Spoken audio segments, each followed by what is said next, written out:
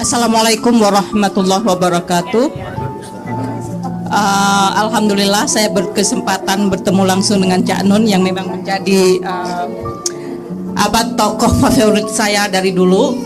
Alhamdulillah kita sama-sama menjatuhkan Soeharto Pak tahun 98. Kemudian pertanyaannya langsung ke pertanyaannya singkat saja. Bagaimana pandangan Cak Nun terhadap kepemimpinan Jokowi sekarang, dan bagaimana pandangan Cak Nun sendiri terhadap Islam Nusantara yang sempat menghebohkan Indonesia kemarin dan sampai sekarang. Terima kasih, itu aja. Ya. Oke, ada yang lainnya dulu, 2 orang tetap kita tawarkan untuk termin pertama, silakan. Ini pertanyaan mengenai menjatuhkan Soeharto, kepemimpinan Presiden yang sekarang, dan Islam Nusantara yang dilansir beberapa bulan yang lalu. Oke, bismillah, saya coba respon, tapi jangan marah sama respon saya yang mungkin tidak tepat amat seperti yang Anda kehendaki, karena orang yang bertanya selalu sudah punya jawabannya. Jadi yang pertama, soal kepemimpinan Jokowi menurut saya tidak usah dipikirin. Sudahlah, kerja keras, sayangi anak, jadi orang yang baik ya. Sebab kalau Anda mau ngomong pemerintahan Indonesia, Anda tidak punya data. Anda cuma dengar-dengar di Facebook, di Twitter, di koran, yang semua itu tidak bisa dipertanggungjawabkan. Saya kalau disuruh menyalahkan, itu dataku kayak banget. Dan kalau saya menyalahkan itu dengan data-data, itu tidak menambah kemaslahatan, tidak menyembuhkan apa-apa, mek nambahi wong ngelundase. Jadi menurut saya, mbok sudah, ndak usah dipikirin itu. Wong Anda sudah jauh-jauh ke sini itu karena memang belum benar di Indonesia. Sampai Anda ke sini gitu loh. Kalau benar kan ndak mungkin ke sini, wong Indonesia negara paling kaya segala-galanya. Ada manajemen yang salah, ya. Ini bisa complicated kalau dijelaskan, maka sampai rakyatnya terlempar-lempar ke seluruh permukaan bumi. Nah, manajemen yang salah ini kalau memang mau diomongin, ayo berhenti kerja, bikin lembaga penelitian benar-benar. Saya kasih data sungguh-sungguh. Karena data yang benar-benar itu tidak pernah ada di koran, tidak pernah ada di televisi. Dan kalau Anda mendengarkan CNN atau media-media massa internasional, mereka semua sudah difilter berdasarkan kepentingan mereka, kebutuhan mereka. Jadi sudahlah Bu, saya sama Mbak Novia ini nyuwun sewu sudah 16 tahun tidak langganan koran dan tidak nonton TV Indonesia, karena saya tahu yang sebenarnya bagaimana.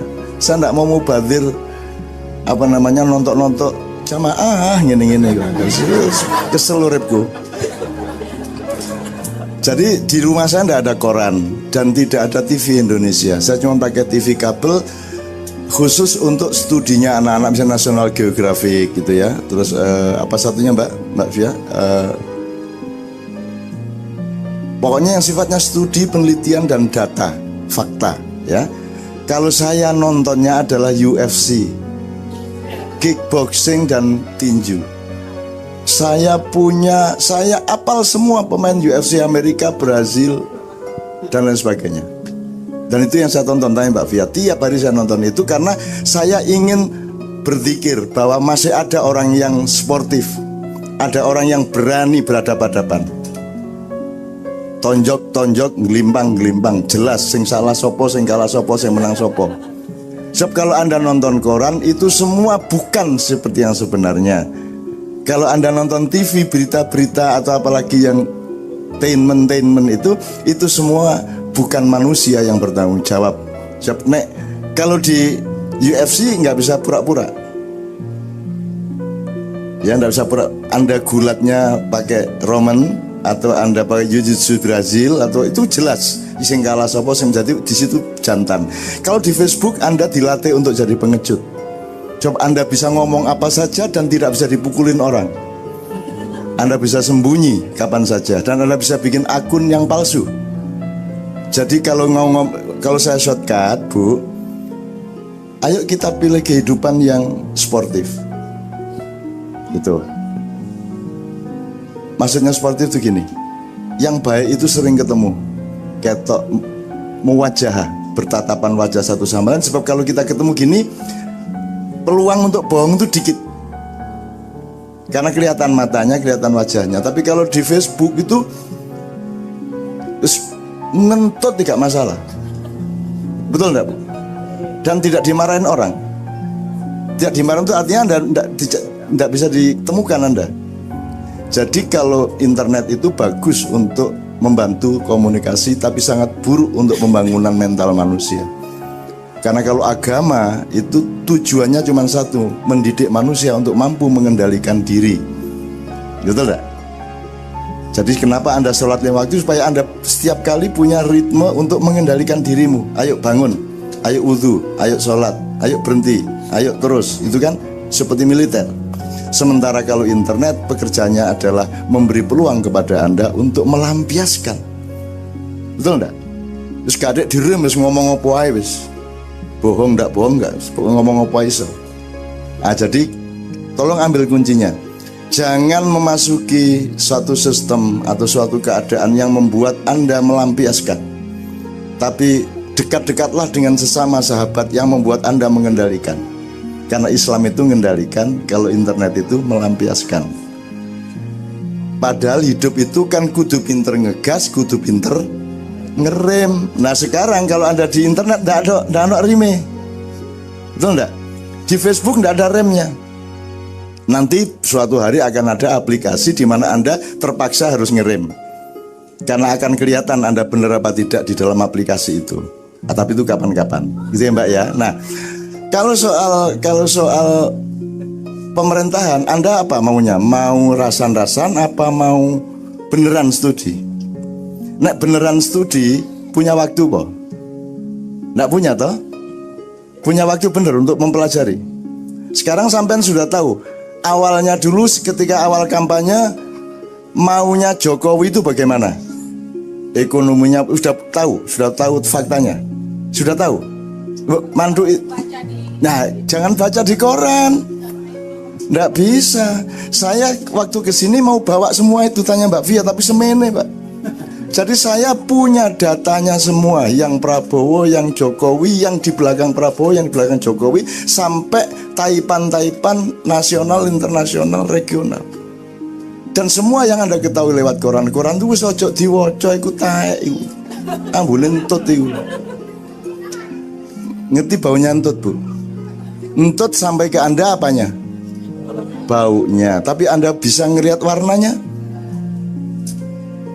Bisa ngelihat sumbernya? Kalau bunyi baru ketahuan. Kalau enggak bunyi, tes. Jadi isinya media massa itu adalah bau kentut. Kita harus nyari siapa yang kentut sebenarnya. Nomor 2, kenapa kok kentut? Kok baunya seperti itu? Dia makan apa? Simbuan apa? Godong telo apa pete apa jengkol?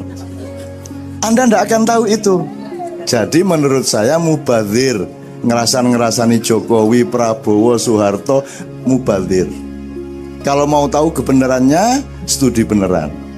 Kalau saya sudah tidak mengakui mereka semua sejak awal. Tapi itu doa aja wes. Jadi jangan tanya kepada saya, karena saya tidak pernah mengakui negara kita itu bukan negara. Nek tak terus lagi gawat lagi. Negara itu nggak kayak gitu. Pemerintah itu nggak kayak gitu. Presiden itu nggak kayak gitu. Jadi mau Jokowi mau siapa aja, selama masih seperti itu saya tidak akui. Tapi saya taat kepada hukumnya. Saya penduduk Indonesia, itu ya Mbak ya. Tapi belum tentu warga negara Indonesia. Meskipun secara resmi saya punya KTP dan paspor. Sebab beda, itu kan penduduk. Di sini ada citizen, ada nationality. Kalau penduduk, yang penting saya tinggal di situ, saya tidak melanggar aturan, selesai. Tapi kalau warga negara berarti kan warga dari negara. Betul enggak?